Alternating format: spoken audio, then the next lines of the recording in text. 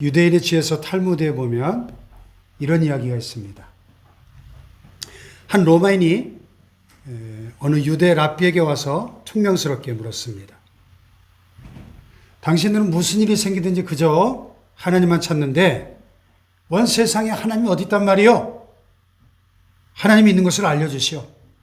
만약 하나님이 당장이라도 내 눈앞에 나타나기만 한다면 나도 그 하나님을 믿겠소. 그러자 랍비가 로마인을 밖으로 데리고 나가서 태양을 가리키면서 말했습니다. 저기 빛나는 태양을 똑바로 바라보시오. 로마인은 그곳에 하나님이 있다는 말로 알아듣고 어디 한번 보자는 식으로 눈을 쳐들고 태양을 똑바로 바라보다가 그만 눈이 부셔서 도저히 쳐다볼 수가 없었습니다.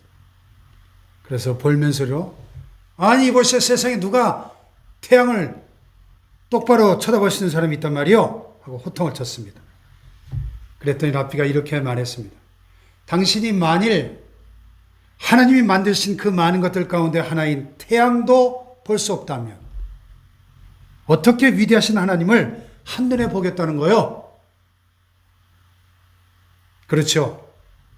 태양은 하나님께서 창조하신 이 우주 만물 대자연 속에 사실은 티끌처럼 지극히 적은 일부분에 지나지 않습니다.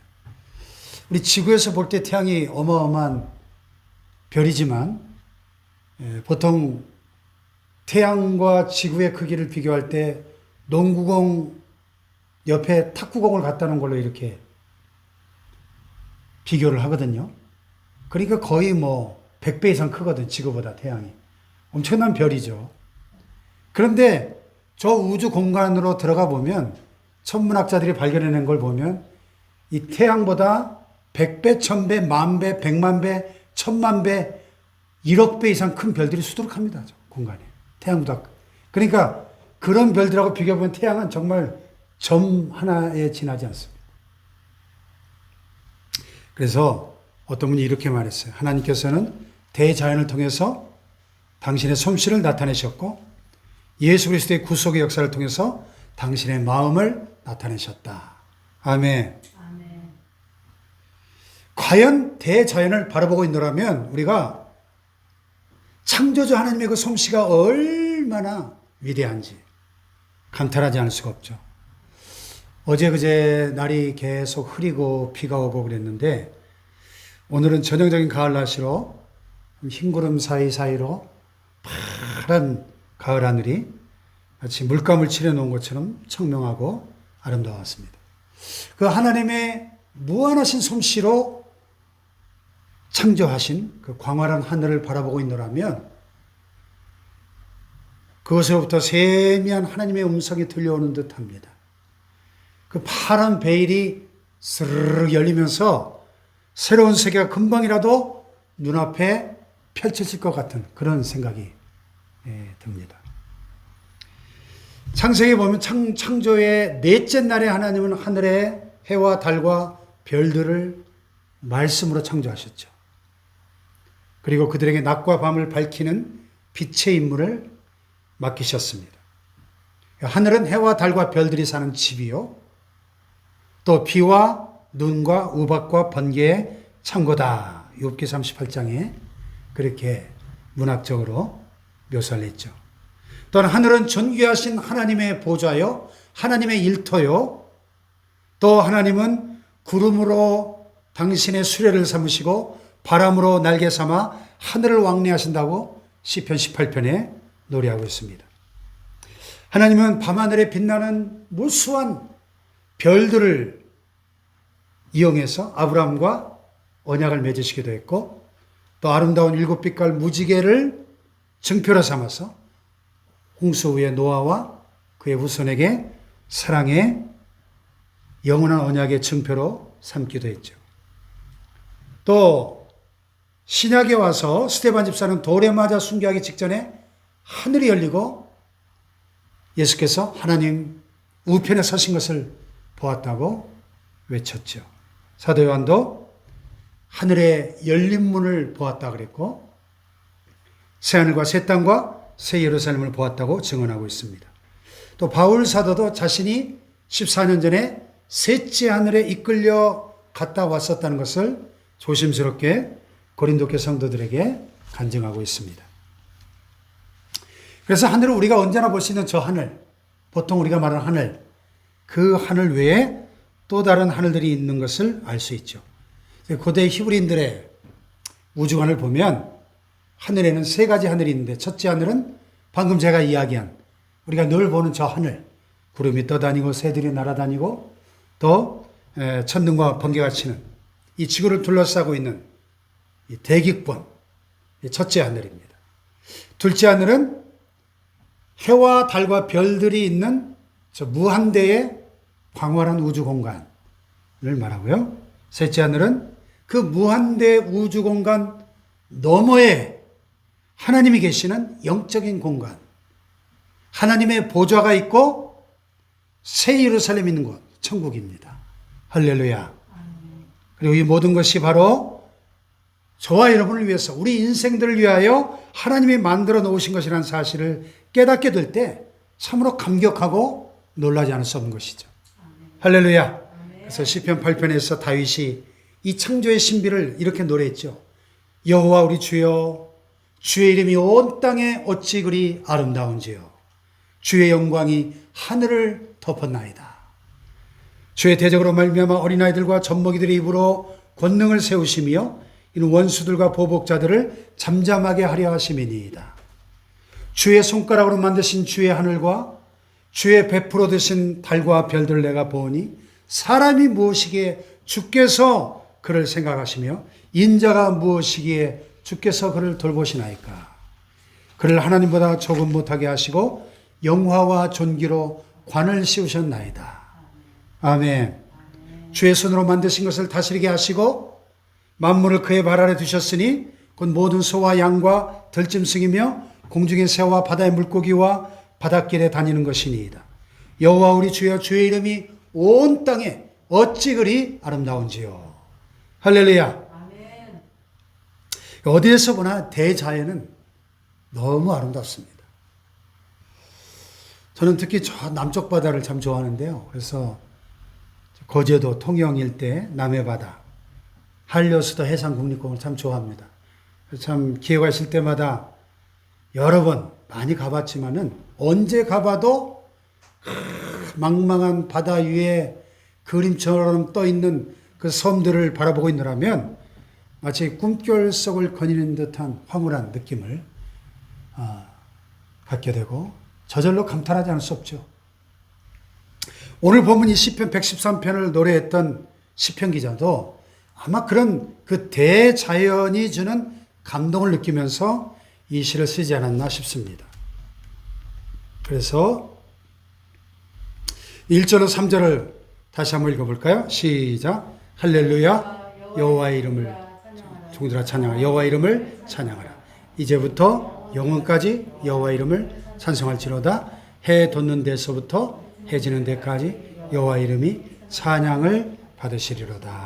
아멘. 이 아름다운 찬양시는 이스라엘 백성들이 6월절과 오순절, 초막절 이 3대 절기 때마다 하나님 앞에 나아가 예배드리며 찬양할 때 사용한 시였습니다. 이 찬양시가 우리에게 주는 메시지가 있어요. 첫째로 우리가 하나님을 찬양해야 되는데 언제 찬양해야 되는가? 언제? 첫째로 해 돋는 데서부터 언제까지? 해 지는 데까지.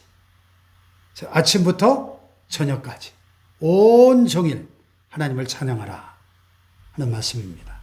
아멘. 아침 해 돋을 때부터 저녁 해질 때까지 하루 종일 찬양 부르기가 불가능하다고 생각될지도 모르겠습니다. 하지만 찬양이라고 하는 것은 꼭 내가 입으로 소리를 내서 노래하는 것만 찬양이 아니죠. 찬양의 본질이 뭡니까? 찬양이 뭐예요? 하나님의 하나님 되심을 인정하고 고백하고 하나님을 높여드리는 게 찬양이잖아요. 아멘. 아멘. 그렇다면 우리가 이렇게 노래하는 찬양만 찬양이 아니고 하나님을 믿고 기쁜 마음으로 순종하고 주 안에서 거룩한 기쁨을 가지고 살아가는 생활이 바로 찬양이라는 것을 알아야 합니다. 아멘. 할렐루야. 아멘. 예를 들어서 이 말을 못하는 농아인들 있잖아요. 장애인들이 찬양을 하면 어떻게 찬양하죠? 뭘로 찬양하죠? 막 수화로 찬양하잖아요. 수화 찬양을 보셨죠? 비록 아무런 소리를 낼 수 없지만 그 자체로 하나님이 기뻐 받으시는 아름다운 찬양이죠.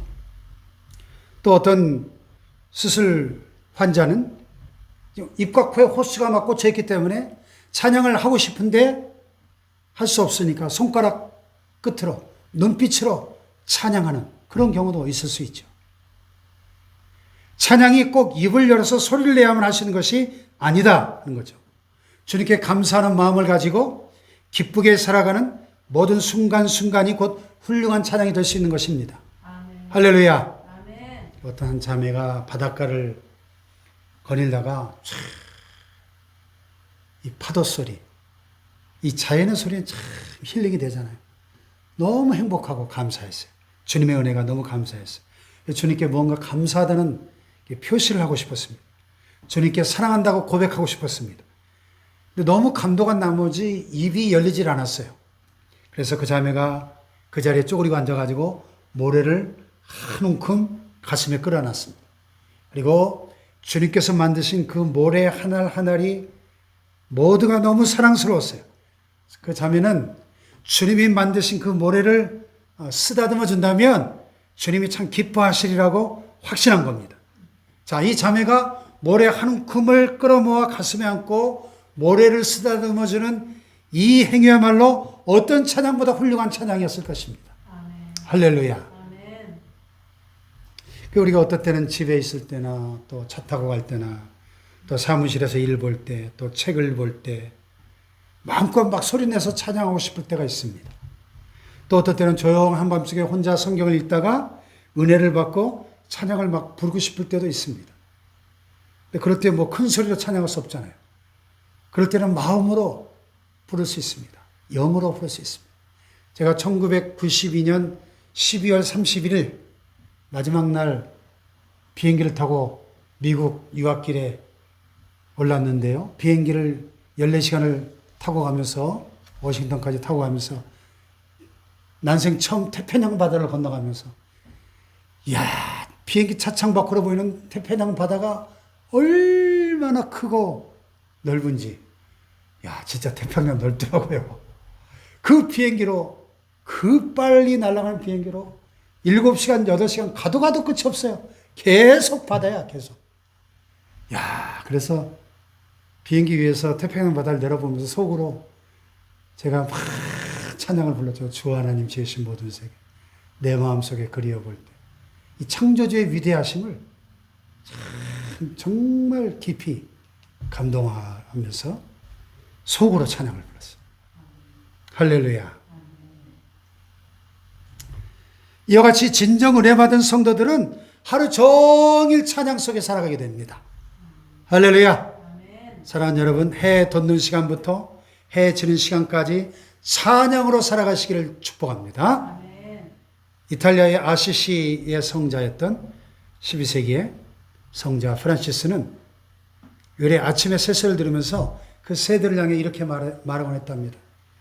작은 날개를 가진 우리 형제들이 벌써 창조주를 찬양하며 그들 위해 빛나는 새로운 하루를 감사하는 노래를 부르고 있군요. 근데 우리는 어찌 늦게 일어남으로써 새들에게 부끄러운 행동을 보이렵니까? 하루가 시작되는 이른 아침, 새들보다 먼저 하나님께 찬양하라고 했던 이 프란시스의 믿음이 참 고귀하고 아름답지 않습니까? 저도 지난 여름 새벽 기도 때 좀 운동 삼아 집에서 교회까지 걸어서 왔다 갔다 해보니까 여름에는 해가 일찍 뜨잖아요. 새벽 5시에 나와도 벌써 훤히 밝아지기 시작합니다. 그러면 우리 동네 주위에 숲이 있으니까 온갖 새들이 벌써 일어나가지고 지지배배 막 새들의 합창이 얼마나 상쾌하고 기분을 좋게 만들어지 몰라요. 하나님을 찬양하는 합창 소리로 들려요. 네. 새벽에 일어나서 제일 먼저 거룩한 하나님의 전에 나와서 제일 먼저 하나님께 찬양하고 기도하고 말씀을 상고하는 것이 얼마나 복되고 아름다운 일입니까? 아멘. 할렐루야. 이처럼 우리가 찬송으로 시작해서 찬송으로 마감하는 하루하루의 삶이야말로 진정 복된 생활이요 거룩한 생활인 줄로 믿습니다. 참으로 신실한 성도는 해 돋는 아침부터 해 지는 저녁까지 하루 종일 찬양하며 살아가는 사람들입니다. 저는 우리 교회 모든 성도들이 이와 같이 복된 성도들 되시기를 주님의 이름으로 축원합니다. 두 번째로 하나님을 찬양하는데 어디에서, where, 첫 번째는 언제, 두 번째는 어디에서 찬양해야 되는가? 이 해 돋는 데서부터 해 지는 데까지 이 표현은 이 시간적인 개념도 있지만 공간적인 개념도 있죠. 온 공간에서 찬양하라. 그죠? 동쪽 끝에서 서쪽 끝까지 온 공간에서 찬양하라. 그런 뜻이죠. 해는 동쪽에서 두둥실 떠올라서 하루 종일 대지를 두루 비추다가 서쪽으로 살며시 사라지죠. 해는 날마다 인간들이 살고 있는 전 지역을 고루고루 비춰줍니다.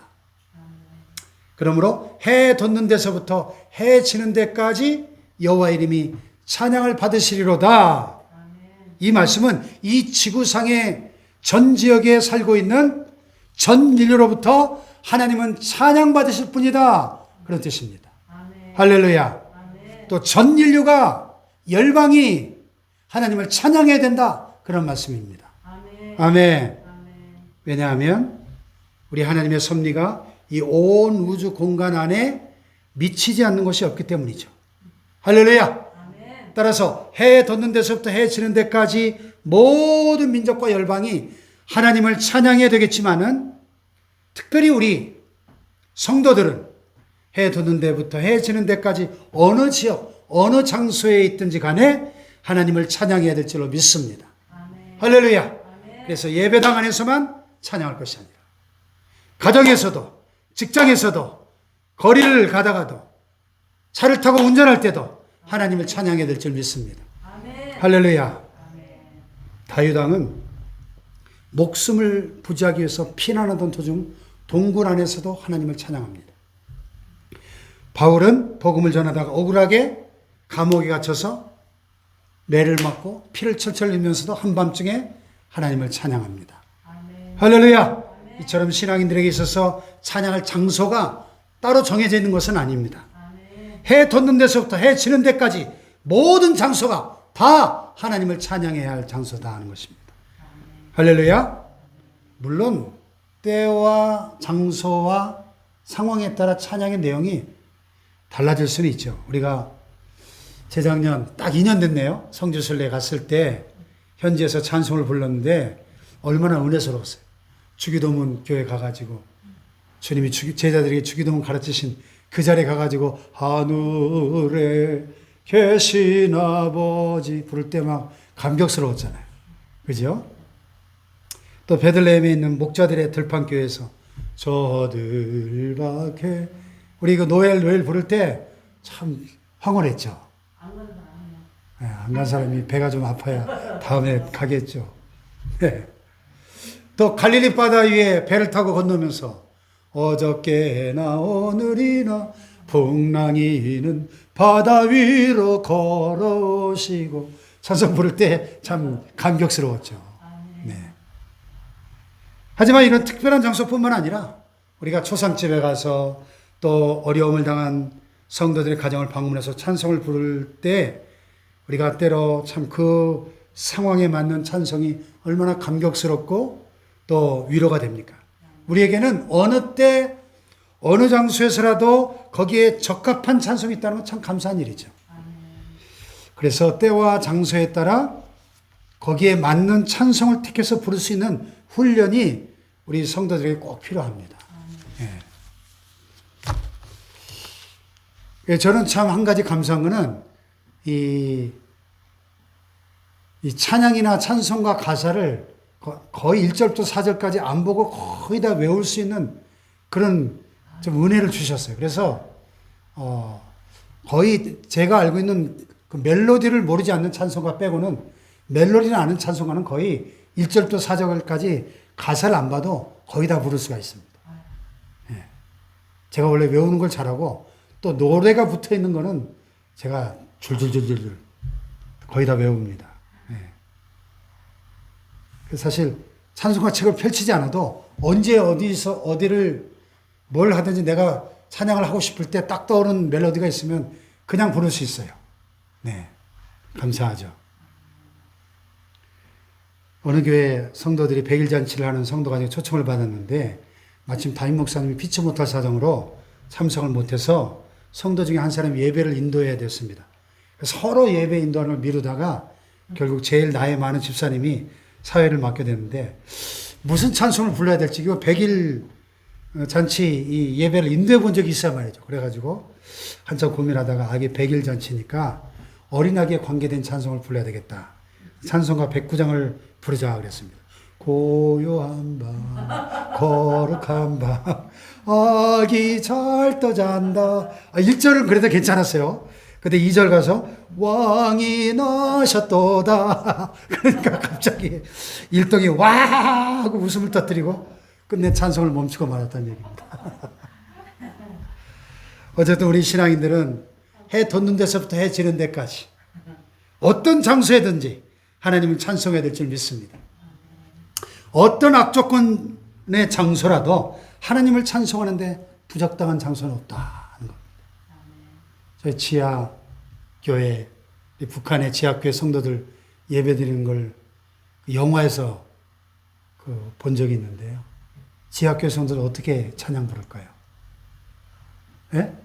찬양 부르고 예배드리다가 발각되면 그냥 그 자리에서 총살 당할 수도 있고 최소한 강제수용소로 끌려가잖아요. 그러니까 어떻게 예배드릴 것 같아요? 예? 입만 뻐끔뻐끔. 예, 그렇게도 하고요.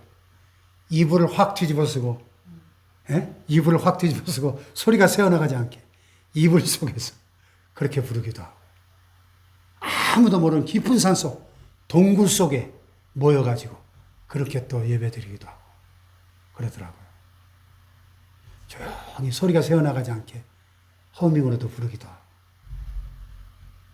참 주님이 얼마나 감동받으시는 찬양일까요? 네. 해 돋는 데서부터 해 치는 데까지 여호와 이름의 찬양을 받으시리로다. 아멘. 마지막 세 번째는 why. 첫 번째는 언제, 두 번째는 어디서, 세 번째는 왜 하나님을 찬양해야 되는가. 해 돋는 데서부터 해 치는 데까지 하나님을 찬양해야 되는 이유가 뭡니까? 오늘 4절에 보면은, 4절 이하에 보면 하나님은 우주적인 찬양을 받으시기에 합당하신 위대하신 하나님이시기 때문에. 할렐루야. 자, 4절을 보세요. 시작. 여호와는 모든 나라보다 높으시다. 여러분, 모든 나라. 하나님의 인류 역사상 그 위대한 제국들, 예를 들면 이집트 제국, 아수르 제국, 바벨론 제국, 헬라 제국, 또 페르시아 제국, 로마 제국, 오늘날의 저 미국이나 중국 같은 엄청난 그런 나라들보다 그 어떤 영웅이나 통치자들보다 위대하시고 우월하신 분이다 하는 것입니다. 할렐루야. 알렉산더 대왕이나 칭기스칸이나 또 나폴레옹 같은 그런 영웅들보다 훨씬 더 비교할 수 없이 위대하시고 높으신 분이다 하는 것입니다. 할렐루야. 우선 통치 영역을 보더라도 이 세상 어떤 영웅이나 통치자들도 이 세상 전체를 다스리는 사람은 한 명도 없었죠. 인류 역사상 가장 넓은 영토를 통치했던 황제가 아마 징기스칸일 거예요. 그죠? 영토로만 놓고 볼 때. 그러나 전 세계를 다 통일하지 못했죠. 우리 하나님은 이 세상 전체는 물론이고 온 우주의 섭리자이시며 통치자이십니다. 할렐루야. 또 통치 능력에 있어서도 세상의 통치자들은 다 불완전하고 일시적인 것에 불과했지만 하나님은 완벽하고도 영원하신 통치 능력을 갖고 계십니다. 할렐루야. 통치 방법도 어떻습니까? 세상 통치자들은 권모술수와 또 폭력과 억압 등의 그런 방법으로 세상을 통치하지만 하나님은 공의와 사랑으로 공명정대하게 세상을 통치해 나아가시는 줄 믿습니다. 아멘. 할렐루야. 아멘. 이와 같이 하나님은 모든 인간의 권세보다 더 우월하신 분이시기 때문에 우주적인 찬양을 받으시기에 합당하신 분이시다 하는 겁니다. 할렐루야. 또 여기 4절 하반절에 보면 그의 영광은 어떻다 그랬습니까? 하늘보다 높으시다. 하늘보다 높다는 건 여러분 이 세상에 하늘보다 높은 게 어디 있어요? 아무리 지구에서 제일 높은 빌딩도 하늘보다 높을 수 없죠. 하늘보다 높은 게 어디 있어요? 근데 하나님의 영광은 하늘보다 높으시대요. 할렐루야. 하나님은 모든 자연보다 높으신 분이기 때문입니다. 사람이 아무리 대담하고 용기가 있고 지식이 많은 사람이라 할지라도 대자연 앞에 서게 될 때 한없는 두려움과 경외심을 갖지 않을 수가 없습니다. 밤하늘에 무수하게 떠있는 그 별들을 바라볼 때, 또 폭풍과 휘몰아치는 풍랑이는 바다 한가운데서 천둥과 번개와 벼락이 치는 그런 들판을 지나갈 때, 쏟아지는 폭우로 인해서 홍수가 나서 모래성처럼 무너지는 집들과 제방 등의 모습을 목격한 사람이라면, 동일본 대지진 때처럼 막 쓰나미가 모든 것을 휴지 조각처럼 쓸어가 버리는 그 엄청난 대자연의 그 위력 앞에 대자연의 힘이 얼마나 막강한지, 반면에 우리 인간의 힘이 얼마나 무력한 건지를 실감하게 될 것입니다. 그래서 이 대자연을 경이로운 눈으로 바라보는 많은 사람들로부터 자연을 숭배하는 신앙이 생겨나게 되었죠. 태양이나 달을 숭배하고 바다를 숭배하고 큰 바위를, 심지어는 큰 나무에다 막 뭘 걸어놓고 복달라고 비는 그런 일들이 생겨났죠. 과학이 이렇게 첨단으로 발달한 오늘날에도 산이나 바다나 땅들을 신으로 섬기는 사람들이 참 많습니다. 이 땅 우리나라의 소위 지식인이라고 하는 사람들까지도 무슨 산신제나 지신제 구판을 벌리는 걸 보면은 참 안타까움을 금할 수 없죠. 자연은 하나님의 창조물이지 숭배의 대상이 결코 아닙니다. 아멘. 모든 자연은 하나님의 도구로 하나님의 지배 아래 있습니다. 아멘. 뿐만 아니라 하나님은 이 모든 자연을 우리 인간에게 선물로 주시면서 땅을 정복하라, 땅에 충만하라, 모든 만물을 다스리라, 그렇게 명령하셨습니다. 그러므로 우리가 마땅히 경배하고 찬양할 대상은 오직 하나님 한 분밖에 없는 줄로 믿습니다. 할렐루야. 또 여기 5절로 9절에 보면 하나님은 우리를 사랑으로 구원하신 분이시기 때문에 우주적인 찬양을 받으셔야 됩니다.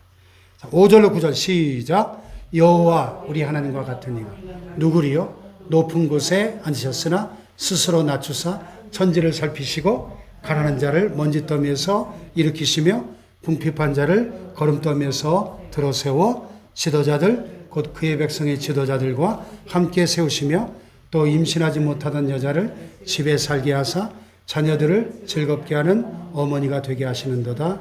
할렐루야. 아멘. 예. 자, 여기 보면 하나님이 어떤 분이십니까?